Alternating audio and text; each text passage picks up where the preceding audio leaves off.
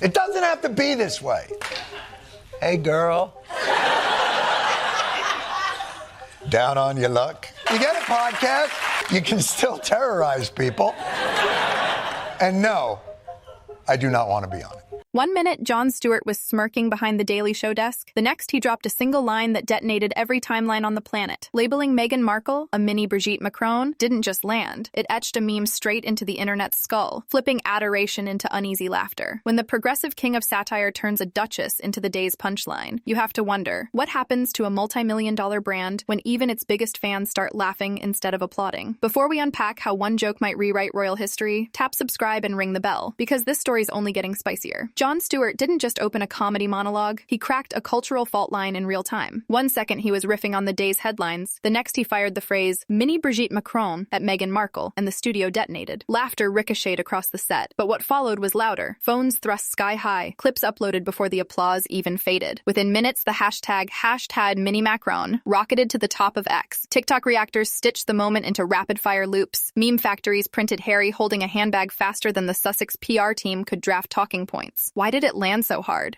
Because Stewart isn't a shock jock or tabloid bruiser, he's the thoughtful satirist beloved by the very progressives Meghan has long courted. When he aims, viewers assume there's substance behind the snark. His comparison invoked France's First Lady, long caricatured as domineering toward her younger husband, and suggested in one sly swipe that Meghan's empowerment brand might really mask control. It was a comedy as cultural X-ray, revealing something millions suspected, yet hesitated to say aloud. Backstage, insiders claim Meghan's camp hit DEFCON 2, branding the joke sexist and antiquated. But outside that Montecito bubble, the public reaction was the opposite of outrage. It was relief. A collective, finally someone said it. Satire crystallized a growing fatigue with curated podcasts, inspirational sound bites, and carefully rehearsed vulnerability. Stewart didn't need to shout. He simply flipped the spotlight and watched the audience draw its own conclusions. Most celebrity jabs fade in 24 hours. This one grew teeth because it questioned authenticity, the currency that buys trust online. If the king of progressive late-night hints the Sussex narrative feels mismatched, fans reconsider their playlists, brands reconsider their deals, and journalists sharpen fresh angles. And as the laughter echoed beyond the studio walls, a harsher reality settled in. The first domino had tipped, and the line of dominoes looked endless. Because when a single, well-timed punchline rewires public perception, the real story isn't the joke itself, it's the chain reaction it ignites next, and that blaze is just beginning now. The internet didn't just react, it combusted. Within an hour of Jon Stewart's mini Brigitte Macron jab, clips of the moment flooded every platform, playing on a loop so relentless it felt pre-programmed.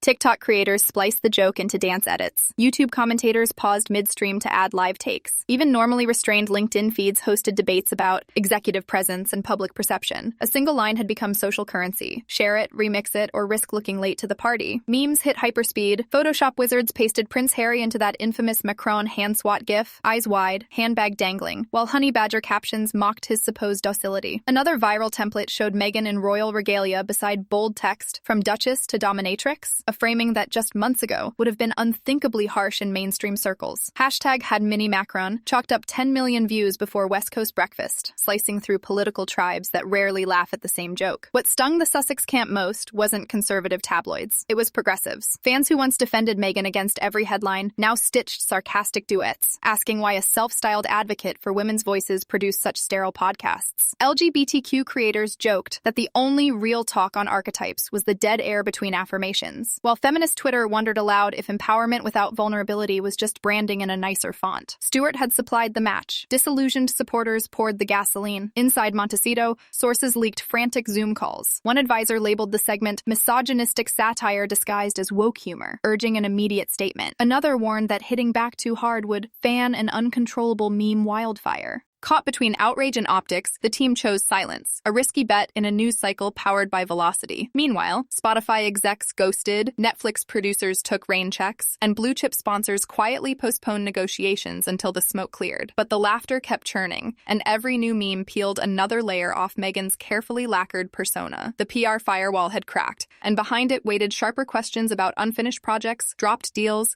and a brand suddenly veering from inspirational to aspirational. Those cracks are exactly where the the real story heads next. For years, Meghan's post-palace empire looked bulletproof. Netflix docuseries, Spotify exclusives, sleek podcast trailers framed in Montecito sunsets. On paper, it was a masterclass in celebrity monetization. Ditch the crown and trade tiaras for media equity, profit from enlightened rebellion. Yet behind the headlines, the machinery had been grinding to a halt long before Jon Stewart's punchline. Pearl, the feminist animated series, vanished from Netflix's slate before a single storyboard leaked. Spotify insiders murmured about content pipeline issues months prior to the platform's quiet split. Even Archetypes plateaued after episode 3, its download numbers sliding like sand through polished fingers. And beneath each glowing press release, collaborators whispered about missed milestones and shifting creative briefs that no one seemed willing to sign off on. None of those stumbles killed the brand outright. They simply planted seeds of doubt that Stewart's joke watered overnight. Suddenly, every unreturned phone call looked like a retreat. Every postponed launch sounded like code for dead on arrival. Industry analysts voiced verdicts once whispered over hushed lunches. The Sussex aura was becoming suffocatingly overmanaged. Fans who had signed up for raw honesty, a prince and actress overthrowing protocol, felt served manicured documentaries, filtered microphones, and lighting so soft it blurred reality.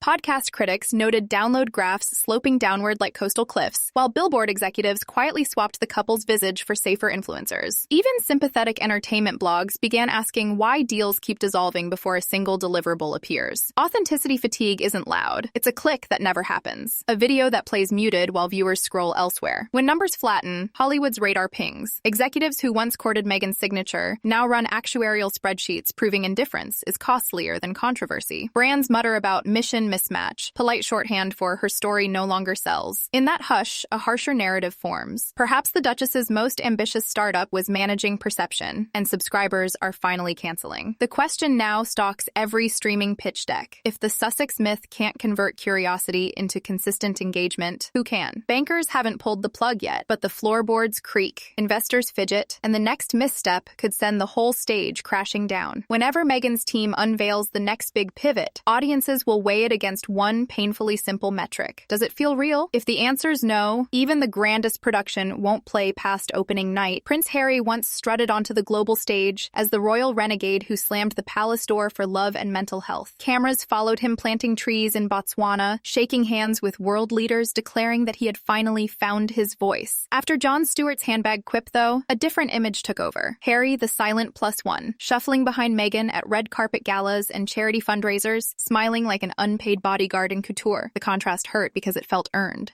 For the first time, progressives who'd championed his escape began to wonder if the prince traded freedom for a supporting role he never rehearsed. Insiders claim Harry is exhausted by narrative management. Friends whisper he misses military camaraderie more than Hollywood power branches. His rumored tech startup advisory job? Still vaporware, according to 2 venture capital newsletters. A keynote at a Las Vegas mental health summit drew polite applause, but few headlines, overshadowed by an AI demo in the next hall. The Rebel brand is losing altitude because it no longer flies on its own. Every new appearance feels tethered to Meghan's larger arc, reducing a once fiery prince to a decorative flourish. Worse, Stewart's joke handed critics a 3-second clip that sums up a year of drift. The handbag meme communicates, with 0 spreadsheets, the suspicion that Harry surrendered agency for relevance, and then lost both. That perception spreads quickly among foundation boards and conference organizers deciding next year's lineup. Why book a prince who might decline unless his spouse approves wardrobe, lighting, and final edit? Harry's dilemma now mirrors Meghan's. Authenticity fatigue. If his public silence continues, donors will court younger veterans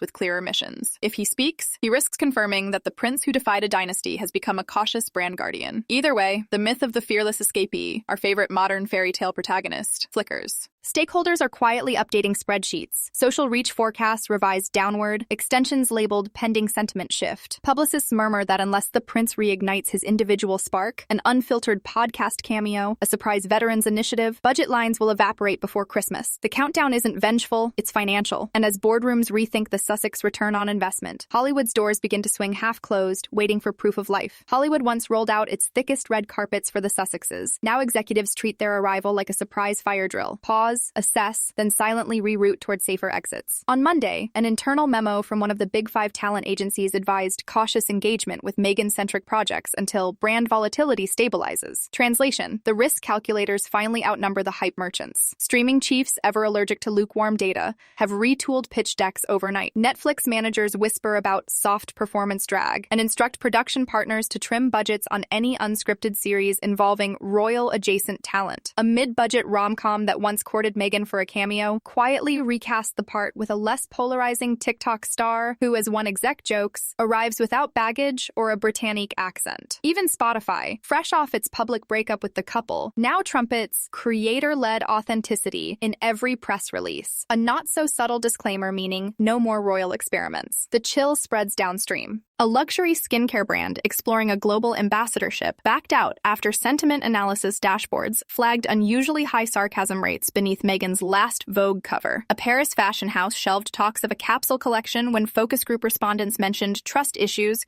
with the Sussex narrative 10 times more than style adjectives. Bookstores report that Spare's paperback launch underperformed by 40%. Display tables were replaced with Taylor Swift lyric journals by week's end. Conference curators, once eager to position Harry as a mental health thought leader, now quietly swap him for younger veterans with cleaner story arcs. Money respects momentum, and right now the Sussex graph points south. Industry lawyers note a spike in morals clause tightening for contracts referencing their names, while the Beckham-Peltz family's decision to retain the couple's own defamation attorney for unrelated litigation was read townwide as code. Crisis PR, not cachet, is their real export. One veteran publicist puts it bluntly: they're becoming high-maintenance talent with low-yield metrics. This isn't a vendetta, it's capitalism's oldest reflex. Attention is finite, and executives sense when a narrative stops adding pages. Once fascination decays into eye-rolling indifference, sympathetic gatekeepers cut bait to protect quarterly targets. Meghan's strategists may promise dazzling re-entries, Earthshot-style philanthropy, lifestyle lines, VR meditation apps, but studios now demand proof the spark can still ignite theater-sized crowds.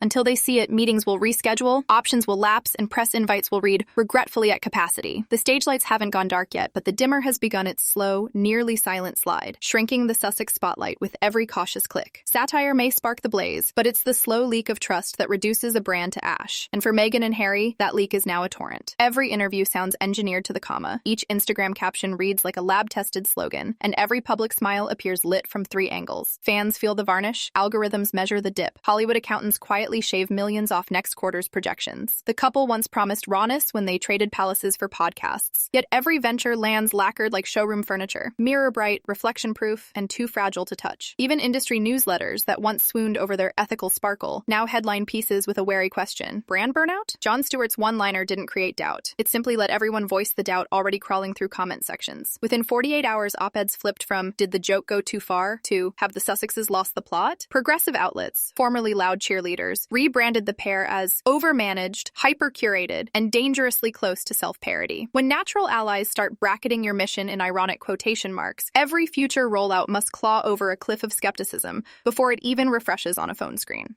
Defenders cite millions raised for charity and high-profile mental health initiatives. Receipts matter, but perception still controls clicks. Recent brand lift surveys paint the harsher picture. Unaided warmth scores sinking into the mid-teens, meme mentions doubling month by month, and respect metrics hovering where advertisers quietly tighten morality clauses. Authenticity, once the Sussexes' sharpest calling card, has become their scarcest commodity. Markets treat scarcity either as luxury or as hazard, and today investors unmistakably smell hazard drifting in the smoke. Repairing that deficit demands the one maneuver their playbook rarely attempts: surrender genuine control. Record a podcast without veto power. Walk a carpet without coordinating designer palettes. Speak from creased note cards instead of bulletproof teleprompters. Imperfection, paradoxically, may be the only polish strong enough to cut through the glare. Without it, the next punchline, be it from a late-night monologue, a TikTok stitch, or a sarcastic subreddit, will strike an audience already conditioned to laugh, accelerating the slide from fascination to fatigue. In 2025's dizzying attention economy, visibility arrives faster than infamy. Brands seldom explode. They simply fade while fresher faces hijack the feed and claim the oxygen. Jon Stewart's single punchline didn't destroy the Sussex brand. It merely stripped away the varnish, letting millions see the cracks already splintering beneath. Now, Meghan and Harry face the hardest metric of all: public curiosity measured in seconds, not sympathy counted in headlines. Rebuilding means swapping curated spotlights for unfiltered daylight, stories told without retakes, causes championed without corporate gloss. If they lean into genuine vulnerability,